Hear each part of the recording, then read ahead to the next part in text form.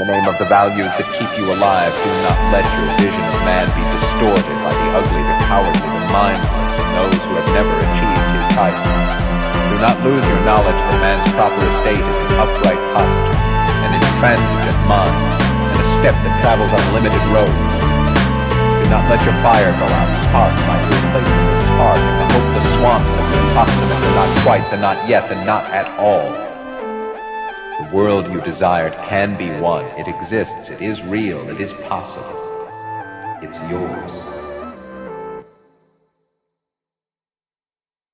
Hello, guys, and welcome back to the Crypto Economy Podcast. Today, we have a really exciting episode with a representative from Brave. Luke is here to tell you a little bit about their privacy-preserving browser. So thank you so much for being here, Luke.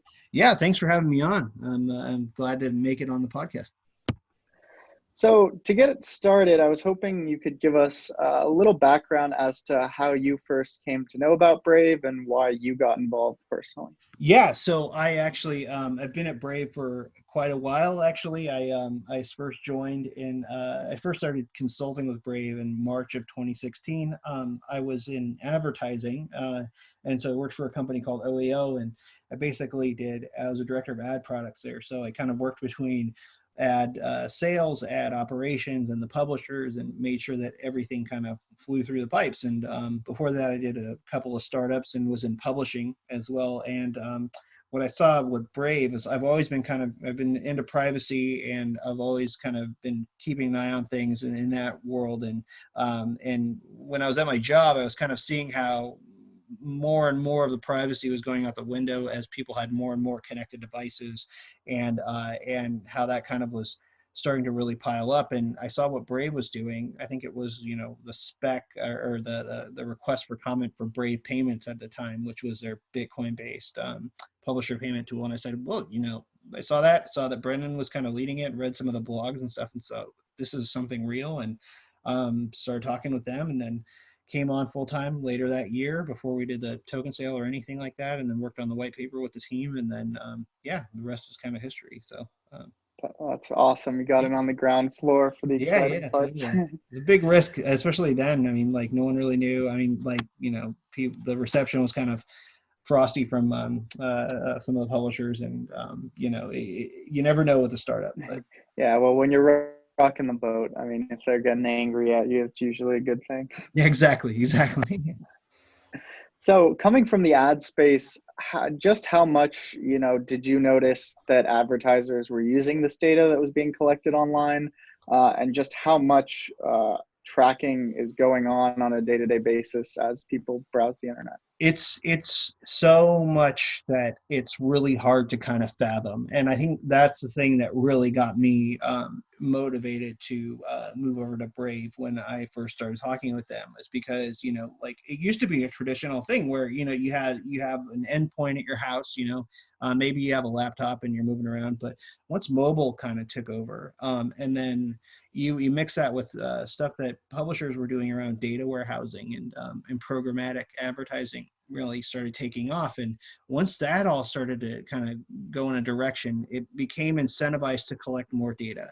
And so that's when you really started to see things kind of go haywire. And one of the things I used to talk about with publishers when I first started here is, it's at the time it was like 2017 or whatever, but like you look at load times and things still continue to load on the page or behind the scenes without you knowing about it, that slow down the process. And it's like, why is that happening as we get further on in time? Technology should be getting faster and improving these things.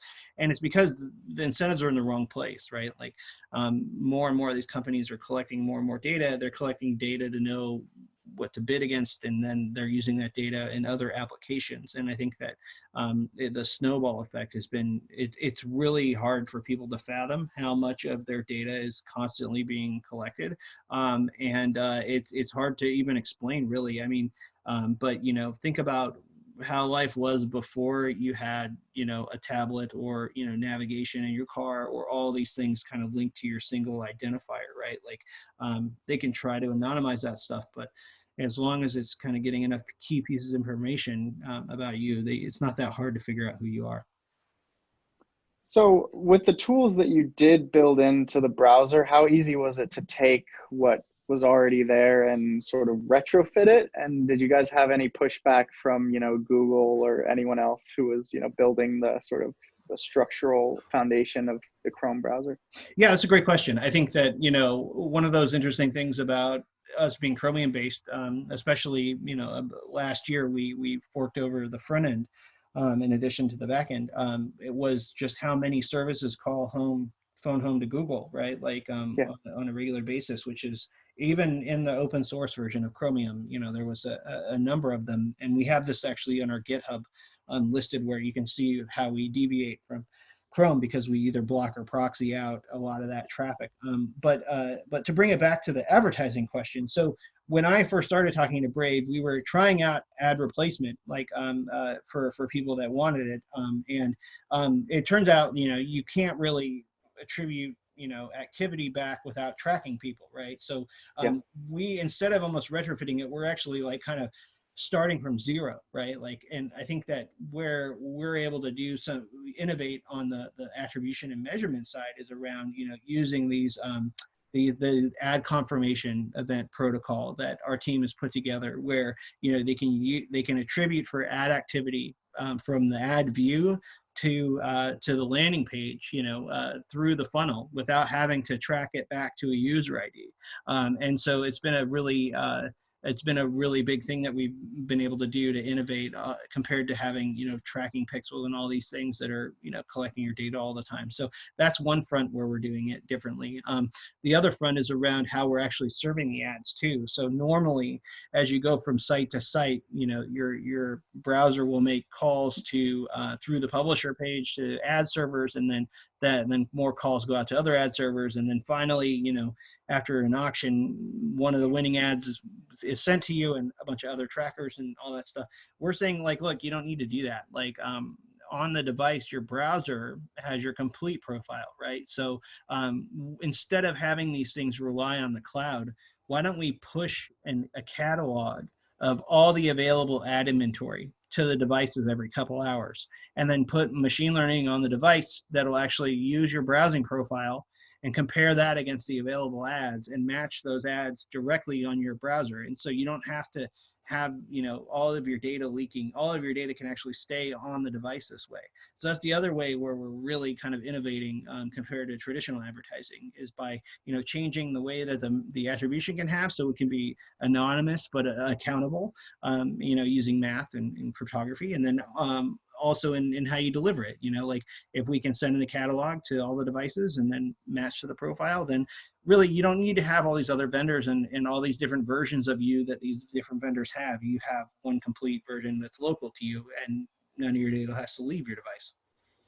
Yeah, no, I couldn't agree more. And that's actually the company that I started. We're using the exact same ontology, essentially, with all really? device matching. Yeah, it's essentially what you guys are doing, except instead of using search history, we're using all of the other data that a user has, like Facebook, Instagram, Spotify, financials, and essentially letting the targeting essentially query into like their own personal servers or their own personal.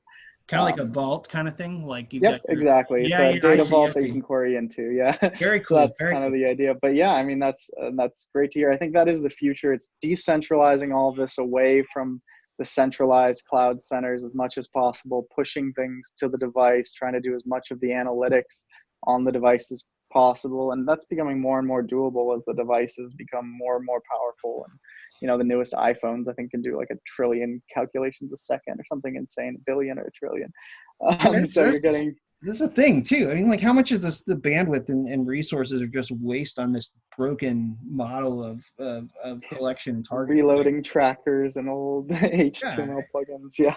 I mean, the thing that was like super interesting to me, like when I started, I mean, because I would have to do network analysis like in my prior job, because we'd want to help optimize, programmatic bidding and all that stuff.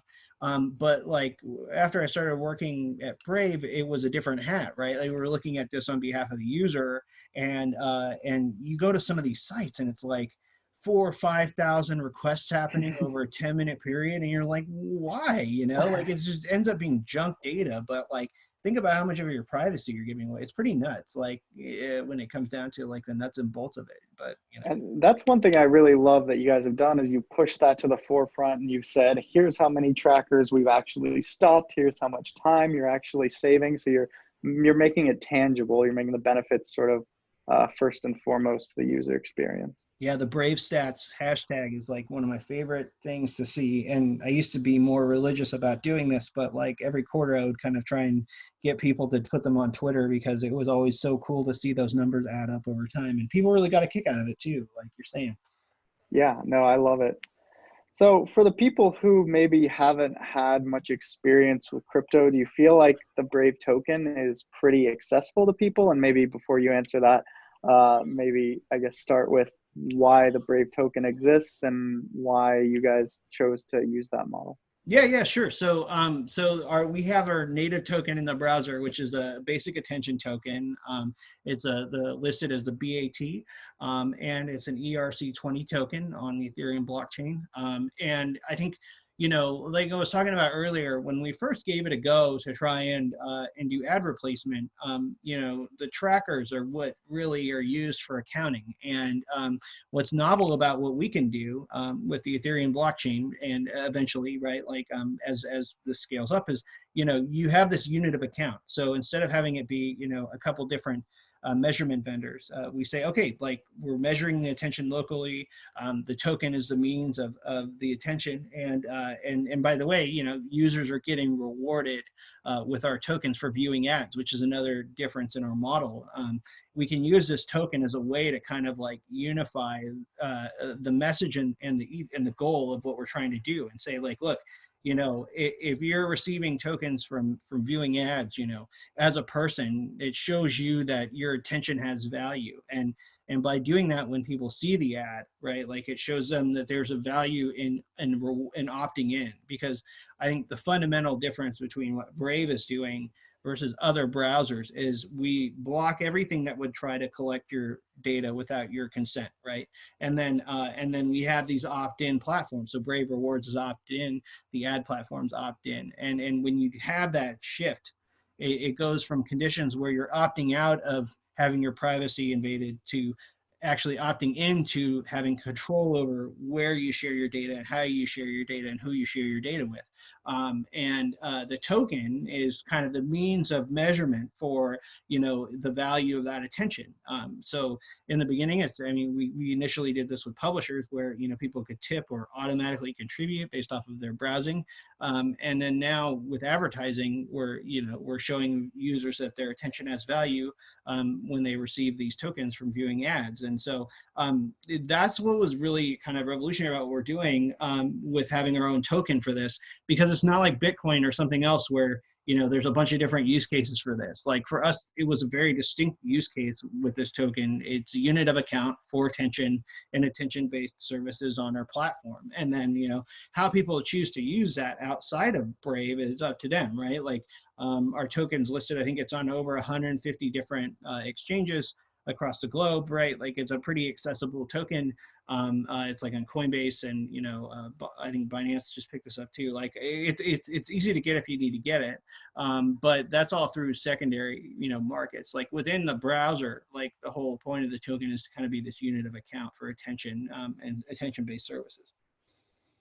No, and I totally agree. I think using attention as sort of the underpinning of the currency makes a lot of sense, because at the end of the day, our attention is really the most valuable thing we can give, and it's finite. So it creates the scarcity that you would naturally want from something like that. As far as the token goes, I did some work also with some content creators and some publishers of something called Starcoin. We were trying to get, we had like Will Smith and Akon and these guys who wanted to create like this celebrity coin. Of course, they all backed out at the last minute because a few of their friends got burned for some crypto schemes. Right, it was right around the time I think Paris Hilton was going down. Yeah, I was just gonna like that. Yeah, that was the moment. Oh gosh, I'm but having anyway, these flashbacks right now to 2017. Yeah. Oh yeah, 2017 was a wild year for me. So how hard is it for content creators, you think, to get onboarded? Have any of them had any trouble getting set up? Have you noticed that they need a little hand-holding? Yeah, so no, it's a great question. Like, we kind of designed it to be, as easier to start with than starting, advertising on your website, right?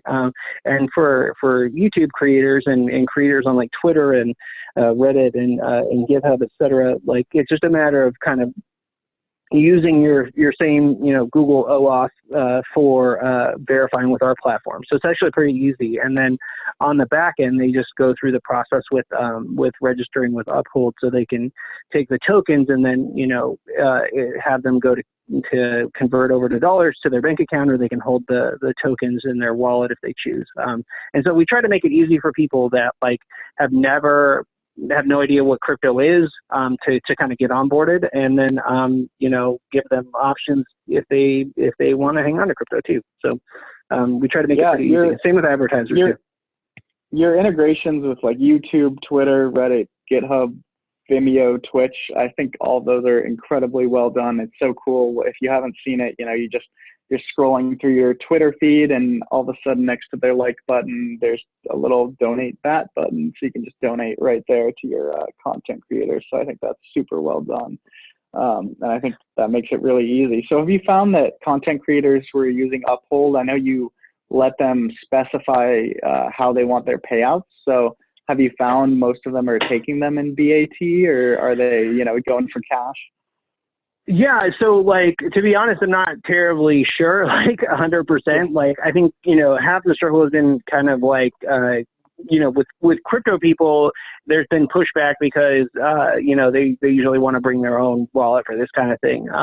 For everybody else, it's been pretty easy and seamless. I think that, the way it's set up, I think it defaults to convert to dollars. So that's been pretty easy for them. And then we definitely have had cases where, people have wanted to hold that, so they'll like let us know, and then we can just walk them through. And Uphold support's been like super helpful. We work pretty closely with them, like, in cases where, we have to operationally, right? But also like with their support teams, where our support teams and their support teams like share, like, how we can be more effective together, through the support cycle and all that, and channels and all that stuff. So, it's been pretty good so far. I mean, with regard to advertising, we're almost at about 50-50 USD to BAT for how the campaigns are being run. So that's kind of surprising. We expected it to be a lot higher on the USD side, just because of crypto being crypto. But yeah, we have a lot of the advertisers going onto exchanges and buying BAT before they come to you, or how's that work? In those cases, yes, like they'll actually be holding BAT, because we have the option where, advertisers can just pay us in USD. And then what we do is, after we can take that, after the rev share for the user, and you can just basically like on brave.com/transparency, we've actually been putting the transactions on our website, so you can see like when we're buying back BAT from the revenue share. Yeah. So like, it's like, not a huge number right now, but it's growing with time, and it will continue to. All this will with scale.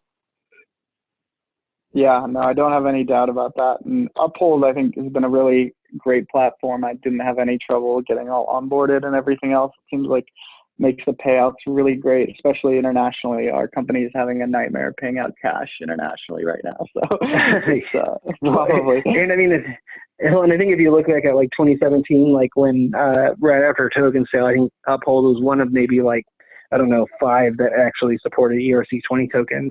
So it was like, they've been a really good partner throughout. Yeah. So as far as the ERC20 tokens, do you guys have any worry about international markets, like any, regulations coming down on it? Since I know you guys sort of went with like a utility token as opposed to something more securitized. Are you worried about any of that going forward, or do you think sort of the way you've set it up is probably going to stand the test of time? I mean, yeah, no, it's a great question, right? Like, and I recall back, because our token sale was the end of May 2017, and at the time, the regulators hadn't really said much of anything, right? Like, and then the SEC started to say things in July, and but the world is much bigger than that, right? Like, so we basically were kind of like watching as these different regulatory bodies were starting to chime in on it. But really, like from our perspective, it's all about utility. And, we have the token in the browser within 6 months of our token sale, right? So like we switched over from Bitcoin to BAT, and it's just been utility. And so, from our case, we have a really strong utility case with the token. We're really, very much not in the camp of speculating or treating it as anything other than what the white paper set out for it to be, which is a utility token. So our case is pretty strong there. And I think now when you look at the fact that, we've got, 80 million monthly active users. We've got the ad platform live using the token. We've got publishers that have been getting paid out for, years now. It all kind of adds up to an ecosystem. Yeah, and you got to get out in front of it, kind of like Uber did. If you just have something that people like and it's popular enough, the regulators tend to follow suit with popular opinion. So I feel like that's. And if you look at the market too, like in some of these other projects, we were like, they didn't have, like, we were in rarity in the fact that we had a browser before our token sale, right? Like so many had a projects product before you fundraised, essentially, which is rare. It's just like vaporware on vaporware out there, and some of the behavior of these project leaders was really, not that great, where they'd be speculating on Twitter or whatever. And we've been very careful not to do anything like that, mainly because we're just focused on working and not like fiddling on Twitter so much. Yeah, it's just not doing the extra work is not that hard. You got enough things to do. Right. Enough Exactly. to tackle. Yeah. So who are some of your biggest content creators that are signed up, and are they seeing like real tangible revenues from some of their users contributing or their fans? Yes. We got like, what was I going to say? Like Barron's and MarketWatch have been verified for a while. We've also got, the New York, not the New York, the LA Times, the Washington Post, Vice has verified all of their YouTube channels. I mean, these numbers with the earnings, right? Like as we get to larger and larger scale, become more and more competitive. But early on, I mean, when you compare that with, or couple that with our referral program too, to get people on the platform, we've seen content creators that have made a significant amount of money. It's kind of one of those things where, you get in what you put out. And I think with our referral program, we set a bit of a higher bar, right? Like we want to make sure that people that are using it are actually using it, but that comes with, like I think in the US right now, you can earn up to $7.50 for every monthly user you bring in. So like, if you're out there and you've got influence and an audience, and the product is good. So like, I mean, getting people to stick has been the challenge, but I think, as these numbers reach larger and larger scale on the publisher side and the creator side, it becomes competitive. I mean, we're giving them, with the ad platform, our ad unit that's set out now is our user ad unit. So it's like directly to users. So our publisher ad unit that we'll be coming out with most likely Q1, publishers will actually get 70% of the revenue. And if you look at that compared to what they're typically used to getting from programmatic, it's a significantly better deal. And so what our hope is on most. Exactly. I mean, or like 30, 35%, right? Like, really marginal. I mean, compared to what you can be getting, right? Like, so I think that, with time, you'll see these numbers increase, and it's all about kind of getting early adopters on and early publishers that want to try something new. And those who are on have been pleased enough to stick around. So, plus the other thing is, with our ad platform, we can actually promote content too. So like with Barron's, we actually have been running ads for Barron's content on the platform, and people are kind of discovering new content that way. So I think you'll see more of that too with time. So, and there's also the piece where users can donate to publishers who haven't signed up. Is that right? So a publisher can come on and find that they've got a heap of tokens like sitting in their account? Yeah, so we handle it a little bit differently now than we used to.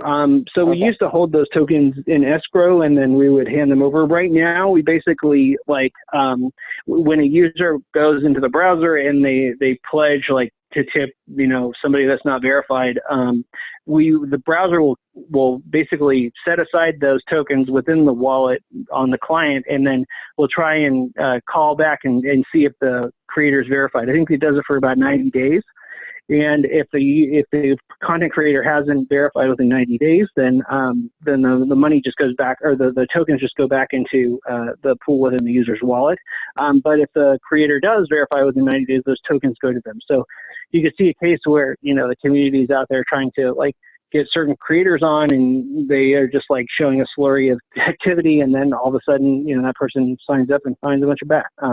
It has been neat to see, we're working with nonprofits, and it's been neat to see, nonprofits getting excited about getting tips and things like that more recently too. And you do have sort of a nonprofit takeover day coming up, or has that passed? Is that right? Yeah, so we're actually working on for Giving Tuesday. We're going to be working on that. We have a partner, the Giving Block. They basically work on tying together blockchain projects with good causes. Yeah, they were on our last episode, so the listeners should. Oh, great! That's right.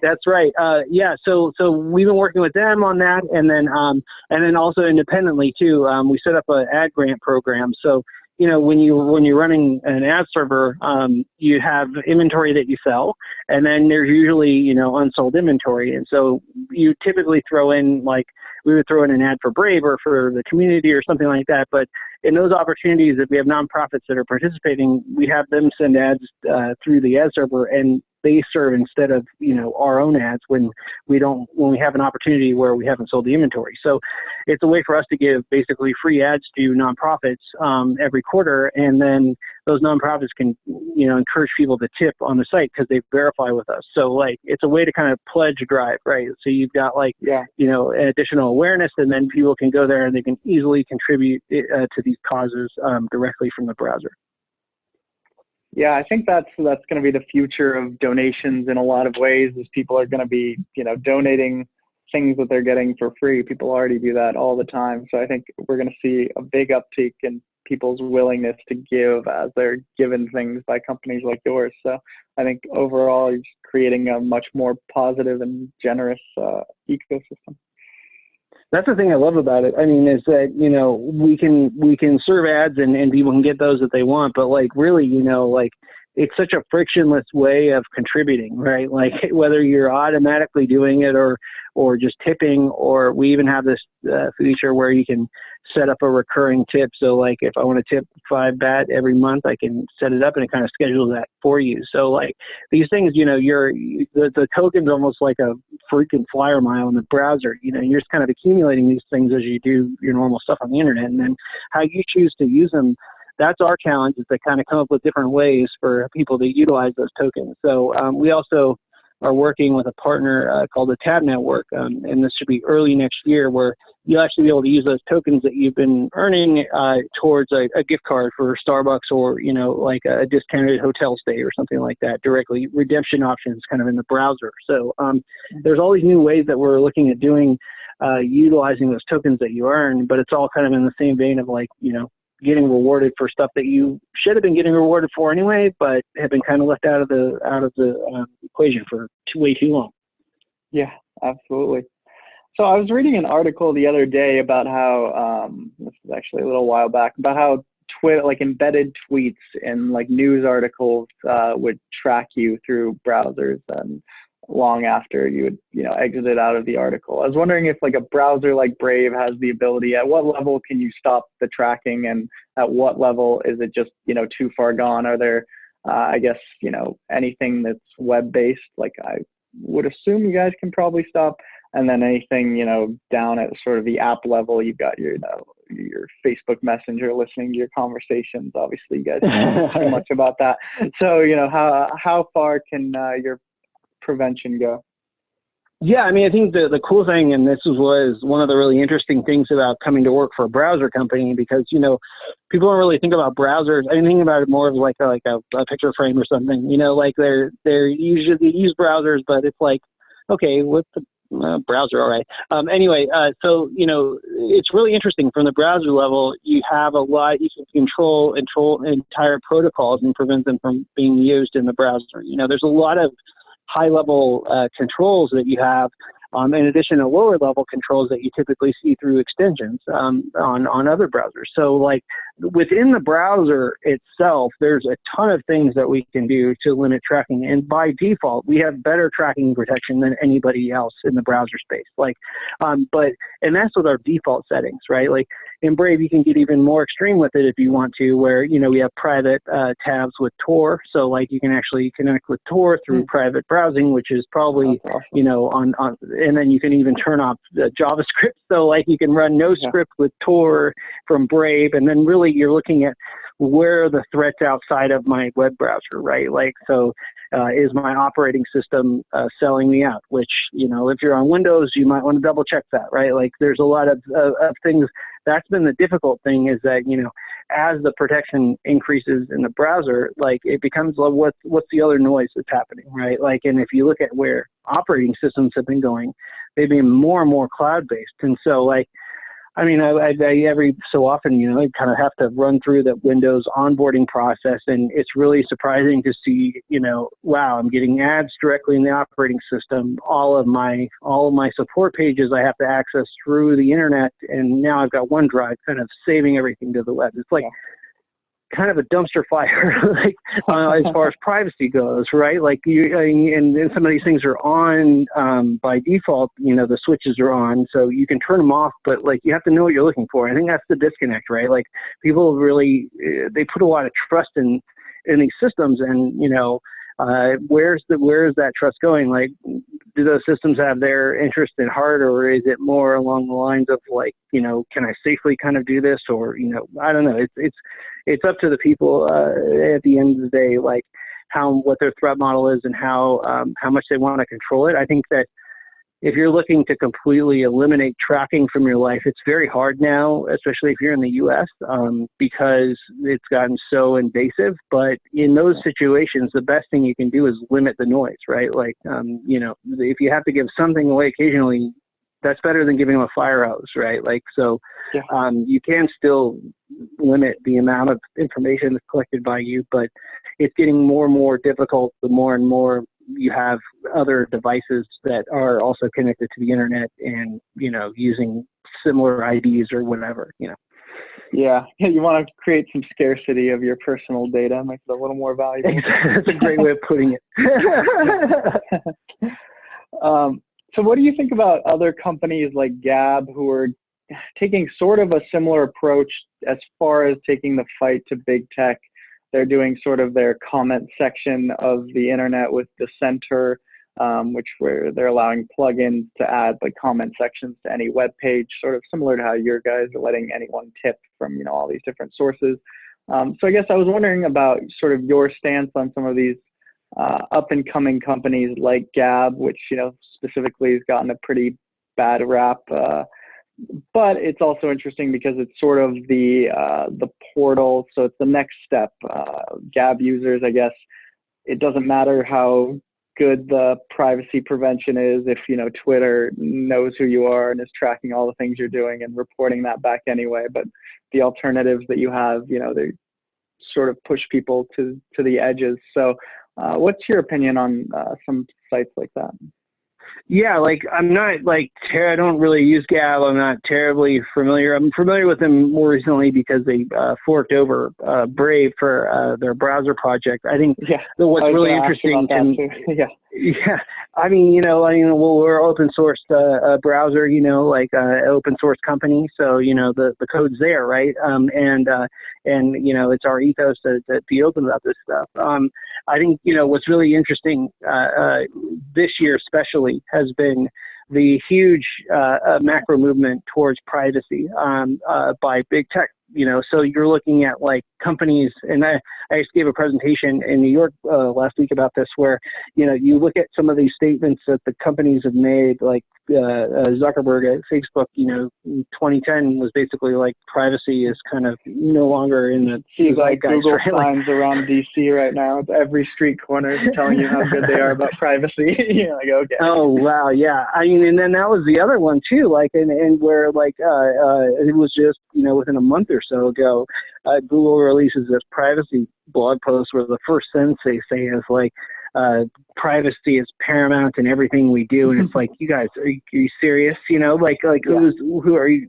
And rightfully, security researchers came out and were immediately writing counterposts to that, because it's one thing to start caring about privacy. It's another thing to just be like sweeping it under the rug. Their whole or their position was around how blocking tracking cookies was bad for privacy, because they're going to use fingerprinting. Well, everyone's already using fingerprinting. Like, they've been using ICE to work on these integrations years ago. Like it's not like you're going to offset one with another when they're both frequently used.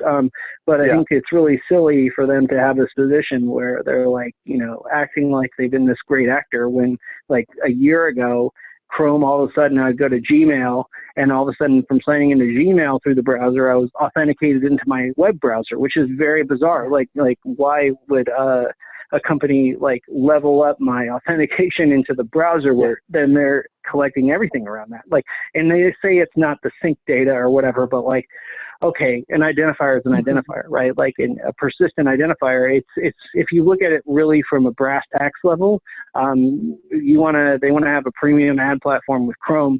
A Google user is a premium user, a piece of premium product basically in their landscape, and that's what they choose. More power to them. I mean, like, as far as we're concerned, we're heads down on not knowing who our users are, and having that deniability that people would hope that their browser would have, right? Like, I think that's the key difference between us and everyone else is, like, one, we're not out there to destroy the system. We're out there to create an alternative. But in order to create an alternative, you have to, like, really be honest about how you're approaching it. And you can't water down tracking. You have to, like, kill it and come out with some other new way of accounting, right? Which is basically what we've done. Yeah, I totally agree. I think, Google has been one of the worst actors, but it's hard for people because, all the verbiage across all these companies is the exact same. It's, we're doing all of these things for privacy. There's end-to-end encryption or whatever else. But at the end of the day, you can look at it from the 30,000-foot view, and you realize Google has done such a good job, honestly, of finding every choke point where they might have missed a little bit of your data. Like, from, I've got my Google router, I've got my, I don't have a Google Home, but, people have their Google Homes that's soaking up all that data. They've got their Nest cameras inside their house that's sending things off. So, like, they found every sort of choke point. They've got the OS in all of the Android phones. They've got your browser. They've got your emails. They've got your Word docs. I was typing something into a Word doc the other day, and I got an ad for it. I was like, man, that's like, it's impressive almost, but it's gotten to the point where it's unnerving and actually, counter to the end goal. I think it's just creeping people out more than it's selling them on anything. Well, and it's funny too, like the amount of data, right? Like just list it off, and it just basically sounds like a monopoly over your data, right? But they're good services, right? Like, and I mean, obviously we're using Chromium based browser, right? Like, they've got really smart people there, but when you look at the quality, right? Like, they collect all of this data, but they still don't know, like, that I bought something yesterday that I'm getting advertised again the next day, right? Like, so it's kind of like, it's similar to like how people build up these arguments around like giving away your civil liberties, right? For this protection. Like, you have more of a chance of dying from, a car accident than from terrorism, but you've given everybody everything, right? To protect yourself, right? Like, it's similar with this ad stuff where it's like, you want relevant advertising, kind of, give over everything to Google, right? Like, and now it's even shifting further because your data, I mean, like, the gig is up kind of thing now, where like you've got all these companies that have to start to be strong about privacy, and like the stuff Apple's doing is really innovative, and those companies are in a challenging spot where Brave came in. Like Brave wasn't an ad tech player. Like Brave was coming in with a new way of dealing with the internet. And so we don't have to live by the old way of doing it at all.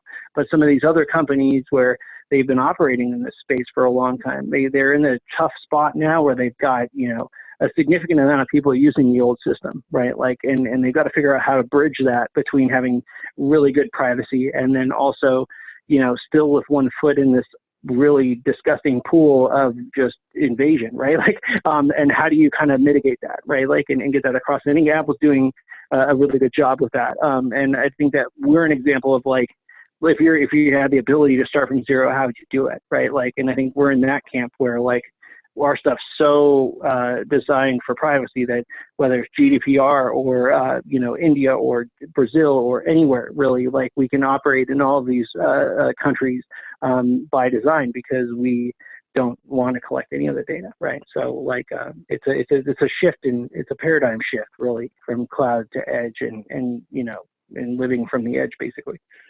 Yeah, I think the value proposition has just gotten to the point where the data is far more valuable than the services being offered, and that's only going to continue to become more so. And I think people are starting to realize that trade-off, and as that becomes more apparent, I think people are going to get a lot more free and a lot more aware of how this stuff all works. And I think, the way Brave has done it, you've just taken the model that they built that was, sort of somewhat necessary for the time or the best they could do, but engineered it in the smartest way possible so everyone can win. And at the end of the day, there's always a system where everyone comes out a winner. You just have to be patient and smart enough to find out what that is exactly. Absolutely. Is there how much do you think on a day-to-day basis about, the BAT token and its price? And I mean, obviously it's not going to make you speculate, but I'm just curious, as an employee, how much do you think about that? How much do you guys pay attention to market movements and things like that? We don't really. I mean, to be honest, like so much of what we're doing, like the browser has so many moving parts, right? Like, and then you take a browser and then you put a token on top of it, right? Like, I mean, within the company, we're holding, right? Like, I mean, but we don't really speculate. Like, we don't really talk about this stuff internally too much. I mean, I think like if you look at how, we want to make sure that we're being responsible as an organization. So like we caught a lot of flack for being too centralized, right? Like, or by not following certain patterns that market makers or traders would prefer, right? Like, and we got a lot of flack for that, right? Like, and I think that, part of it comes down to like, do you want us to be the company that we aim to be? Right, like, or is it more short-sighted? Right, like, yeah, exactly. And I think that if you take the approach of an adult, where not only are we like integrating the token, but also now we have 8 million people every month that are using a browser. Right, like if we do things that are very risky or try to treat things other than what we treat them as, like in any different way, that might smell like anything other than utility, then it's really a problem. I mean, like, and it's a big risk to our company, so we don't do it. I mean, like, we've been kind of religious about being heads down and focused on the utility aspect of this. So, I mean, I'm not going to lie. I have tickers. I pay attention, right? Like, but I hold a bunch of other things too. Like, I'm excited about crypto, and I think that this space is like, the game change is huge. I mean, like, and the technology that's underlying all of this is like revolutionary enough to have everybody from CryptoKitties to JP Morgan and banking institutions and Hyperledger and all these companies using the underlying technology because it's sound, right? Like, it's a major change. The businesses that are building on top of that are the ones that are going to be around and the ones that will have that long-term market value. And the ones that are too focused on the short term are going to burn out. And I think we started to see that over the past couple of years. Yeah, from CryptoKitties to JP Morgan. I love that one. So that's pretty all-encompassing right there. So what is next for Brave? What are the big things on the timeline that you're excited about that you can share or give people a little preview to get excited about?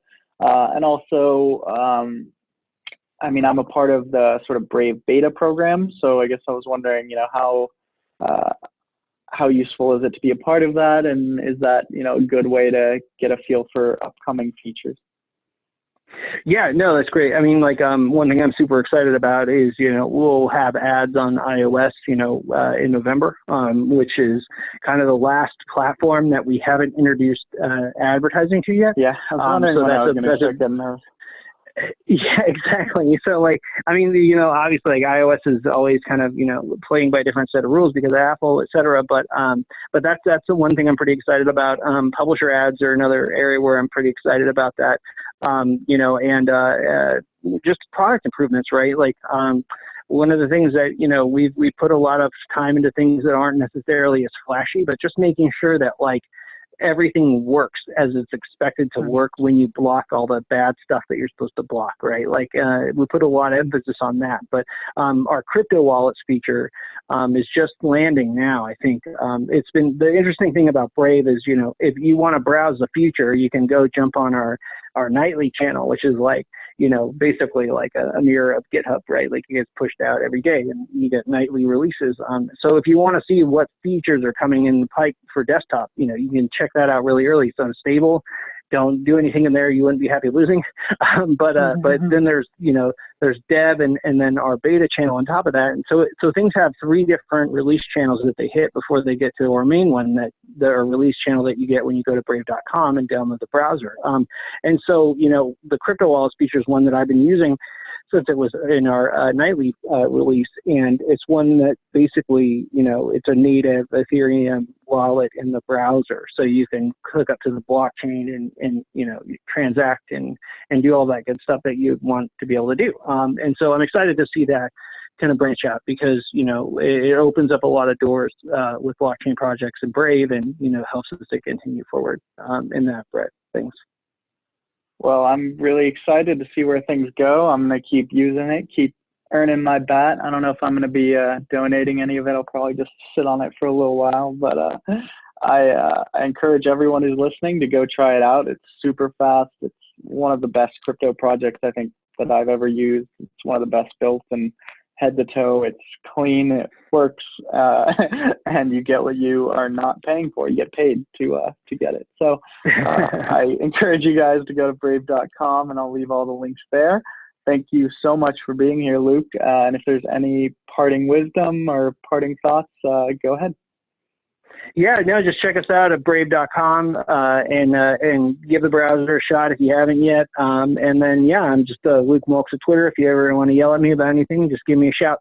And thanks so much for having me and on behalf of Brave on. Really appreciate it.